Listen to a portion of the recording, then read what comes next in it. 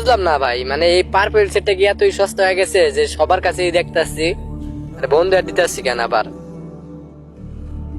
বন্ধু আমরা সবাই প্রস্তুতি নিতেছি যে পার্পেল শেড বান্ডিলটা বের করবো। ও আচ্ছা, তো আমি কি করব? তো বন্ধু আমরা সবাই বের করতেছি, তুইও তো বের করবি। আরে না বন্ধু, এটা আমার দ্বারা সম্ভব না, আমি বের করতে পারুম না। এই হালারে দেখবারই মন দেয় না, গরিব মরিব বেগ নিয়ে অস্কারের গ্রুপে দে। এই, তুই চুপ করতো।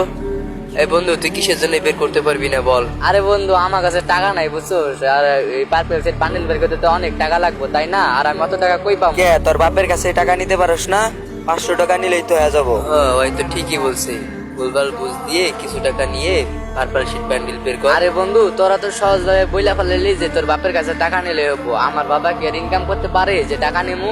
এ তোর বাবা এটা কেমন বাবা রে, টাকা ইনকাম করতে পারে না, থাকার থেকে না থাকাই ভালো। আরে বন্ধু, সুন্দর করে তো বইলা ফেলাইলি যে ওইরকম বাবা থাকার থেকে না থাকাই অনেক ভালো, তাই না?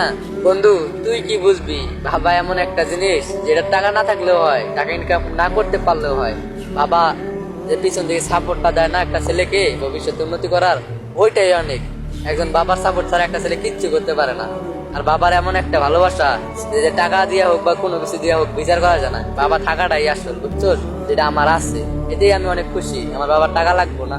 আর যার আসলে বাবা নাই না, সেই বুঝে, আর সেই মনে মনে আল্লাহর কাছে কয়, ইস আমার বাবাটা যদি বাইসে থাকতো, টাকা ছিল না তাও সমস্যা ছিল না। কারণ বাবার সাপোর্ট আর বাবার সাহস, এটা কোনো কিচ্ছুতে পাওয়া যায় না রে। আসলে বন্ধু তোর কথা লজিক আছে বুঝছিস, একটা বাবার টাকা থাকাচ্ছে বাবা থাকাটাই অনেক জরুরি। বাবা যে পিছন থেকে সাপোর্টটা দেয় ওই সাপোর্টটাই অনেক, বুঝছিস? যেটা তোর বাবা আছে, আমারও বাবা আছে, আমরা সবাই বলি তাদের বাবা আছে, আমরা সবাই বলি আলহামদুলিল্লাহ। আলহামদুলিল্লাহ।